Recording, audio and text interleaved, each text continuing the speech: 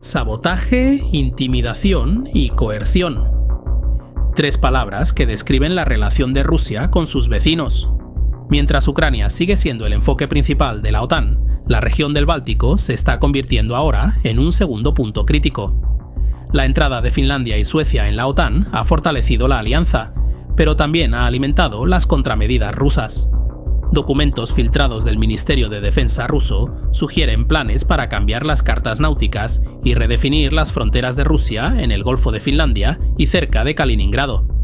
Específicamente, quieren mover las líneas base que determinan los límites marítimos y, al hacerlo, expandir su influencia.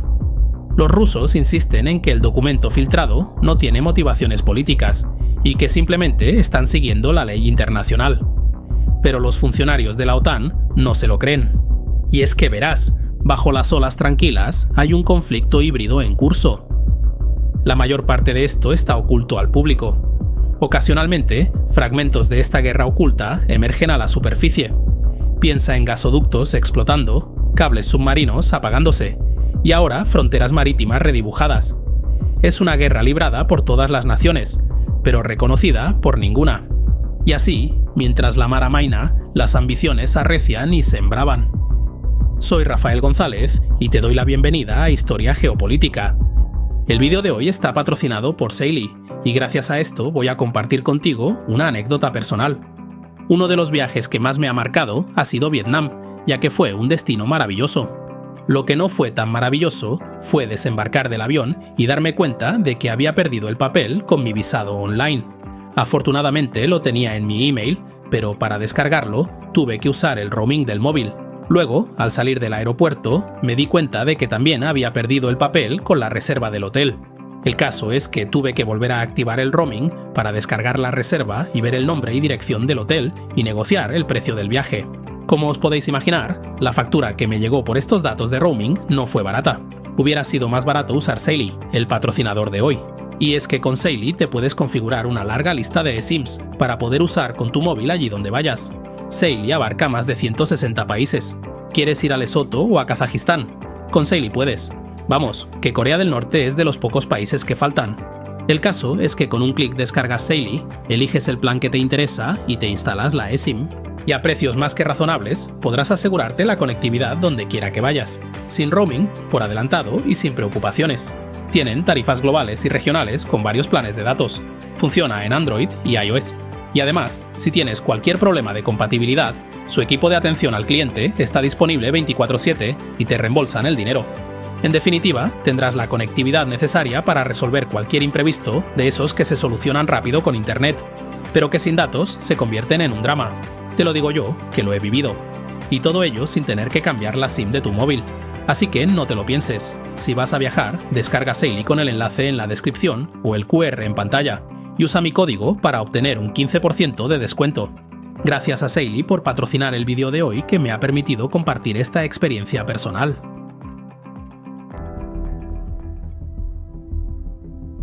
Ubicado en el norte de Europa, el Báltico es un mar interior conectado a los océanos del mundo a través de los estrechos daneses. Para los países cercanos, es una puerta de entrada a los mercados globales, pero también una manera de proyectar poder en el extranjero. El mar es como una autopista para la energía y la seguridad de Europa, con tuberías y cables que corren a lo largo de su lecho marino para conectar mercados cercanos y lejanos. Pero el sabotaje de Nord Stream 2 muestra cuán frágiles son estos sistemas. Con las herramientas adecuadas, incluso un ataque menor puede causar grandes problemas. Y ni Rusia ni la OTAN están completamente preparados para manejar tales amenazas. En el pasado, Moscú era un importante actor en la región. En un momento dado, controlaba aproximadamente la mitad de la costa del Báltico, y los barcos rusos podían viajar libremente allí. Con el tiempo, a medida que Rusia disminuyó en tamaño, perdió gran parte de esa costa. Hoy en día, solo controla 659 kilómetros de la costa báltica, que incluyen 512 kilómetros por el Golfo de Finlandia y otros 147 kilómetros cerca de Kaliningrado. Para su tamaño enorme, Rusia tiene sorprendentemente una costa bastante pequeña, y sus dos principales enclaves han adquirido un enorme peso estratégico. Kaliningrado es como una fortaleza armada llena de armas nucleares cazas y personal militar. También es el hogar de la flota del Báltico de Rusia, que cuenta con unas 40 embarcaciones de superficie y algunos submarinos. El pequeño Kaliningrado tiene más poder de fuego que algunos países de tamaño mediano, y a menudo se le llama el puñal que apunta al corazón de la frontera oriental de la OTAN. Mientras tanto, un poco más al norte se encuentra San Petersburgo, la puerta de Rusia hacia Europa. Esta antigua capital es donde se encuentra la base naval de Kronstadt, pero el área es principalmente un centro económico. San Petersburgo es uno de los mayores centros financieros de la región. En 2021, antes de la guerra de Ucrania, representaba el 6% de todas las exportaciones rusas. Sin embargo, desde que Finlandia y Suecia ingresaron a la OTAN, la ya pequeña costa de Rusia parece aún más reducida. El Golfo de Finlandia se ha convertido en un estrecho paso bajo firme control de la OTAN.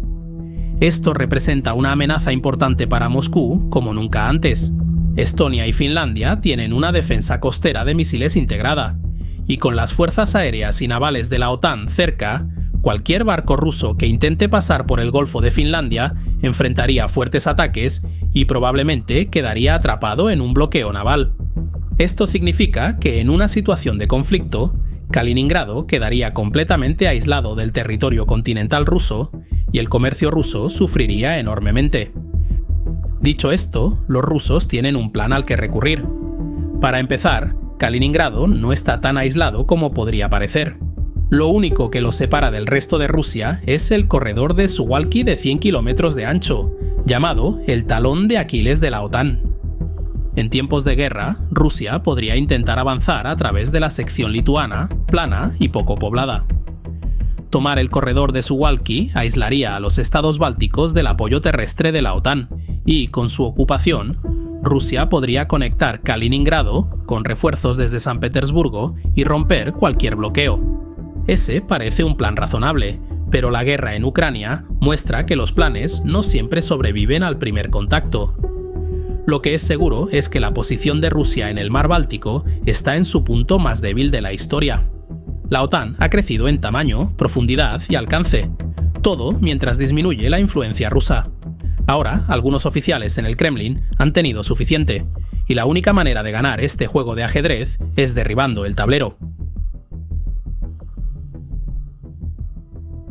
El 21 de mayo de 2024, el Ministerio de Defensa de Rusia publicó un borrador de decreto en su sitio web proponiendo expandir unilateralmente sus fronteras marítimas con Lituania y Finlandia. En menos de 24 horas fue eliminado. Aunque el borrador no era un documento de política oficial en sí, sí era, sin embargo, una guía técnica vinculada a otro documento de política cuyos detalles o incluso existencia siguen siendo desconocidos. Aún así, el documento declaraba que era necesario cambiar los puntos de coordinación para establecer nuevas líneas de base en el mar Báltico. Una línea de base es el punto de partida desde donde un país marca sus aguas territoriales y su zona económica exclusiva. Según la Convención de las Naciones Unidas sobre el Derecho del Mar, los países pueden reclamar aguas territoriales hasta 12 millas náuticas desde la línea de base. Más allá está la zona contigua, que se extiende hasta 24 millas náuticas. En esta zona, la nación costera tiene autoridad limitada en comparación con la soberanía plena que tiene en sus aguas territoriales. Más allá se encuentra la zona económica exclusiva, que se extiende hasta 200 millas náuticas desde la línea base. Aquí, las naciones tienen el derecho de explorar y explotar los recursos marinos. En algunos casos, dependiendo de la plataforma continental, el límite legal puede extenderse hasta 350 millas náuticas. La línea de base es el factor más importante que determina todos estos límites. Es el punto de partida para medir la extensión de las zonas marítimas. Así que si avanzas la línea de base, avanzas las aguas territoriales, la zona económica exclusiva, la zona contigua, y así sucesivamente. Esto también afecta las rutas comerciales, las jurisdicciones y los seguros de todas las naciones vecinas. En otras palabras, una línea base marítima es tan esencial para la integridad territorial de un estado como lo son los ríos, montañas, cercas y puestos de control para sus fronteras terrestres. El borrador de Rusia tenía como objetivo reescribir todo este marco. Afirmaba que las cartas náuticas utilizadas para las líneas de base actuales de Rusia estaban desactualizadas y necesitaban ser actualizadas, preferiblemente a favor de Rusia. En un espacio tan pequeño como el Golfo de Finlandia, cada milla náutica representa profundidad estratégica ganada o perdida. Sin embargo, el argumento de Rusia no carece totalmente de fundamento. Los mapas que se utilizan hoy en día no han sido revisados desde 1985, cuando la Unión Soviética todavía estaba en control. El documento filtrado propone designar partes de las aguas del este del Golfo de Finlandia y cerca de las ciudades de Baltiysk y Zelenogradsk en Kaliningrado como parte de las aguas internas de Rusia.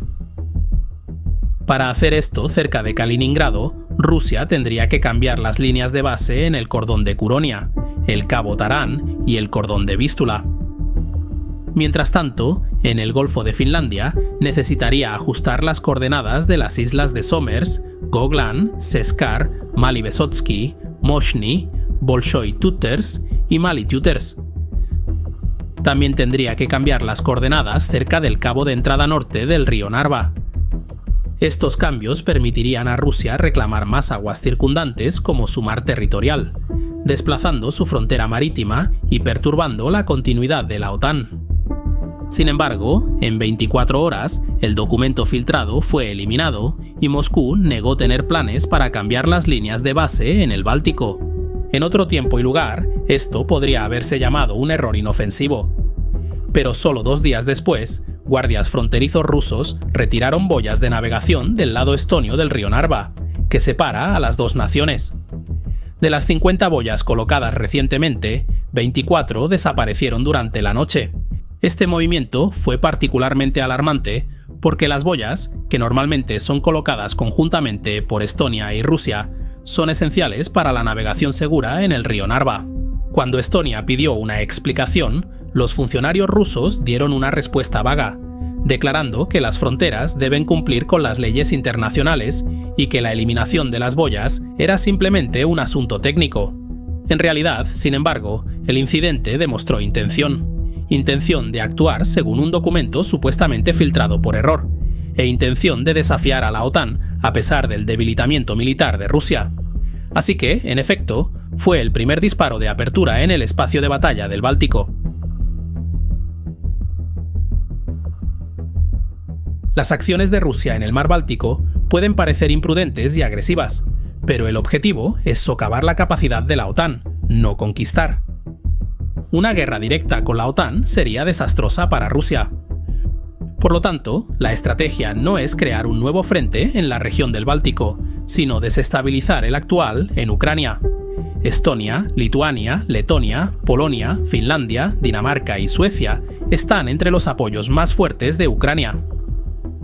Los estados bálticos, por ejemplo, contribuyen con un impresionante 1.5% a 1.8% de su PIB a Ucrania, lo que eclipsa los compromisos de otros miembros de la OTAN. Así, al fomentar disputas territoriales, Rusia desvía la atención hacia la región del Báltico, mientras mantiene el conflicto lo suficientemente ambiguo como para limitar una escalada más amplia. El Kremlin espera explotar las crecientes divisiones en el norte, centro, este, sur y oeste de Europa. Es la clásica política de divide y vencerás. Para los rusos, ganar la guerra en Ucrania depende de debilitar la postura antirrusa de Europa y romper su oposición unida a Moscú. Cada ciudadano, político o líder que se deje influir, intimidar o suavizar tiene un efecto dominó en el apoyo a Ucrania. Incluso pequeños cambios, como unas pocas armas menos, un par de sistemas de defensa aérea menos o un envío de municiones retrasado, pueden llevar a logros en el campo de batalla. Por ejemplo, cuando Hungría retrasó el paquete de ayuda financiera de 50.000 millones de euros de la Unión Europea a Ucrania durante 6 semanas, o cuando el Congreso de los Estados Unidos pospuso temporalmente el paquete de ayuda de 61.000 millones de dólares, las demoras obstaculizaron la capacidad de Ucrania para sostener sus esfuerzos de guerra y detuvieron su ofensiva de 2023. Aunque Rusia no necesariamente causó estas acciones, reflejan los resultados que busca lograr. Sin embargo, a partir de 2024, más del 70% de los ciudadanos de la Unión Europea aprueban las sanciones a Rusia, mientras que el 55% apoya la ayuda militar a Ucrania. Este apoyo es aún más fuerte en la región del Báltico. Por ejemplo, el recién elegido primer ministro de Estonia prometió apoyar a Ucrania hasta la victoria, mientras Polonia se comprometió a aumentar el gasto militar al 4,7% de su Producto Interno Bruto. Además, la membresía de Finlandia y Suecia en la OTAN ha fortalecido el flanco norte de la alianza. El creciente fortalecimiento de la región báltica muestra que la estrategia de Rusia aún no ha tenido éxito. Hasta ahora, el Kremlin no ha encontrado una debilidad que explotar, pero eso no significa que nunca lo hará.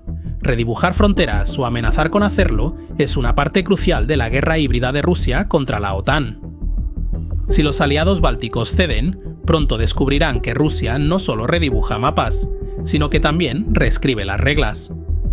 Esto ha sido Historia Geopolítica, gracias a los mecenas que apoyan mi independencia informativa. Suscríbete y deja un me gusta para apoyarme. Gracias por tu visita y nos vemos en el futuro.